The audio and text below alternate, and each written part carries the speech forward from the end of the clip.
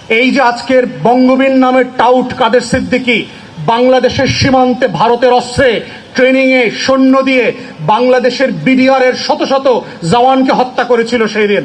বাংলাদেশের প্রত্যেকটা সীমান্তে বিএসএফ এর যে উৎপাত হয়েছিল আপনার বাবার আমলে, সেই জিনিসগুলো আপনাকে অ্যাসেস করতে হবে। আপনি আপনার সেই বাবার আমল থেকে একটু শেখেন। ৭৮, ৭৯, ৮০ সেই অস্থিরতার মধ্য দিয়ে ভারত আসলে কি চেয়েছিল, এক্স্যাক্টলি সেম প্রকল্প আমরা দেখতে পাচ্ছি। বিচারের প্রক্রিয়াটা হচ্ছে এমন যে আপনি কতবার চাইবেন, বিচারটা এমনি হওয়া দরকার। গতকালকে মাননীয় প্রধানমন্ত্রীকে দেখলাম যে উনি স্বরাষ্ট্রমন্ত্রী সহ ভিকটিম পরিবারকে ভিজিট করেছেন। আমরা অবশ্যই ওনাকে এইটা স্বাগত জানাই, অ্যাপ্রিসিয়েট করি, একটা ভালো কাজ করেছেন। ফ্যাসিবাদের আমলের রানীর মতো ওনাকে ডেকে নিয়ে যেতে পারতেন, সেটা ডেকে নিয়ে যান নাই। কিন্তু আমার বড় প্রশ্ন হচ্ছে, মাননীয় প্রধানমন্ত্রী, মাননীয় স্বরাষ্ট্রমন্ত্রী, যেদিন আপনারা নির্বাচিত হয়েছেন, আপনারা সংবিধানের উপরে হাত রেখে শপথ রেখেছেন, সেদিনকার তো আপনি বাংলাদেশ রাষ্ট্রের দায়িত্ব নিয়েছিলেন। সেদিনকারই তো আপনি ২০ কোটি মানুষের জান, মাল, ইজ্জত, আবরুর হেফাজত করবেন বলে দায়িত্ব নিয়েছিলেন। নতুন করে আবার কেন রামিসার বোনের দায়িত্ব গত রাতে আপনাকে নিতে হয়েছে? এবং এই প্রশ্নটা আপনাকে, আপনার ক্যাবিনেটকে, আপনার সরকারকে বুঝতে পারার মধ্যে হচ্ছে আগামী দিনে বাংলাদেশে যেন আর কোনো রামিসার মতো ঘটনা না ঘটে, তার উত্তরটা নিহিত আছে। আপনাদের এই দায়িত্ব নেওয়ার জায়গাটা আমরা দেখতে চাই না। আমরা দেখেছি নিমতলিতে যখন আগুন লেগেছে, তখন সাবেক প্রধানমন্ত্রী ২ বোনকে ডেকে বিয়ে শাদী দিয়েছেন, দায়িত্ব নিয়েছেন। এই দায়িত্ব নেওয়ার গল্প, নাটক আমরা বড্ড ক্লান্ত। সিম্পলি প্রয়োজন নাই, কারণ ইতিমধ্যে আপনি বাংলাদেশ রাষ্ট্রের দায়িত্ব নিয়ে নিয়েছেন। That's a voluntary resumption of the responsibility. এটা এমন না যে আমরা কেউ জোর করে আপনাদেরকে ক্ষমতায় বসাইছি। আপনারা দায়িত্ব নিতে চেয়েছেন বলে ভোট করেছেন, ম্যানিফেস্টো দিয়েছেন, নির্বাচনে জিতে শপথ নিয়েছেন। It's a absolute voluntary assumption of responsibility. আপনাকে কেউ চাপিয়ে দেয় নাই। অতএব নতুন করে বাংলাদেশ রাষ্ট্রের কোনো নাগরিকের দায়িত্ব নেবার প্রয়োজন আপনার নাই। দায়িত্ব অলরেডি নিয়েছেন। প্রশ্ন পরে আসবে দায়িত্ব কখনো ছেড়ে দিতে হয় কিনা, সেটা হচ্ছে পরবর্তী আলোচনার বিষয়। আপাতত কোনো দায়িত্ব নেবার প্রয়োজন নাই।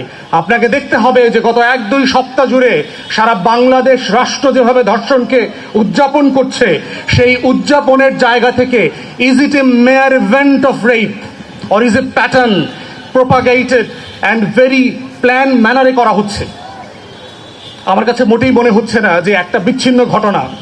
আপনারা প্রত্যেকটা ঘটনা দেখেন, যখন শুরু হয় সাডেনলি মনে হয় ধর্ষণের সপ্তাহ পালিত হচ্ছে, ধর্ষণের পক্ষ পালিত হচ্ছে। জেলায়, উপজেলায়, বিভিন্ন জায়গায়, কোর্টে, আজকে দেখেছেন খুলনায় গুলি করেছে, চিটাগংয়ে পুলিশের গাড়িতে আগুন দিয়েছে, গতকালকে মাননীয় প্রধানমন্ত্রী স্বরাষ্ট্রমন্ত্রীকে দিয়ে অভদ্রভাবে ভুয়া ভুয়া স্লোগান দিয়েছে। এগুলো হচ্ছে প্যাটার্ন অফ ইনসিডেন্টস। একটা স্কুলে গিয়ে আপনার সেখানে ধর্ষককে গ্রেফতার করা হয়েছে, গ্রেফতার করে পুলিশ আবার তাকে গণপিটুনির সুযোগও করে দিয়েছে। তাহলে এই যে ঘটনাগুলো ঘটছে এবং এর ক্লাসগুলো দেখেন, এই ঘটনাগুলো কি গুলশানে ঘটছে, ধানমন্ডিতে ঘটতেছে, আপার মিডল ক্লাস সচ্ছল পরিবার সেই সব জায়গায় ঘটছে, যাদের মেয়েরা ইংলিশ মিডিয়াম স্কুলে পড়ে তাদের জীবনে ঘটছে? এই ঘটনাগুলো কোথায় ঘটছে? কেন গরিব বস্তি পাড়ায় এই ঘটনাগুলো ঘটছে? কেন ওই জায়গাগুলোতেই শুধুমাত্র গাঁজার ব্যবসা হয়, ইয়াবার ব্যবসা হয়, ফেন্সিডিলের ব্যবসা হয়?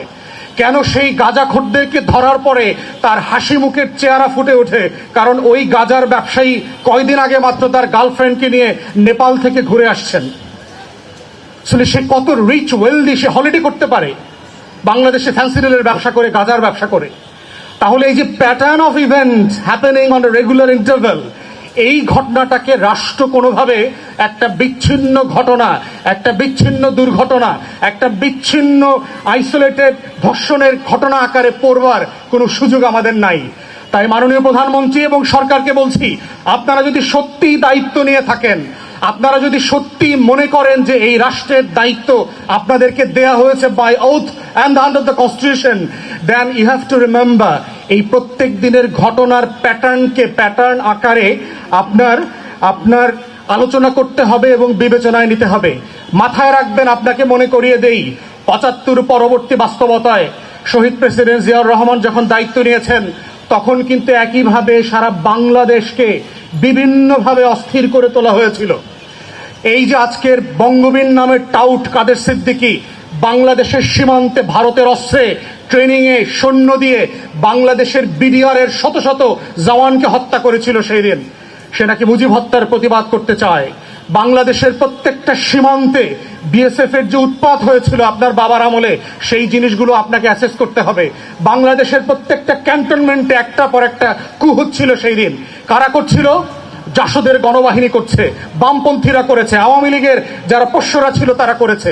পুরো বাংলাদেশ রাষ্ট্রের সামরিক ব্যবস্থাপনাকে অস্থির করে দেওয়া হয়েছিল, বাংলাদেশের বাজার ব্যবস্থাপনাকে অস্থির করে দেওয়া হয়েছে। কারণ আমাদের পানির যে ফ্লো, জানেন যে ৭৫-৭৫ ফারাক্কা দিয়ে যেটা করে হয়েছে, আমার পানির ফ্লোকে অ্যাফেক্টেড করা হয়েছে, আমার কৃষি অ্যাফেক্টেড হয়েছে।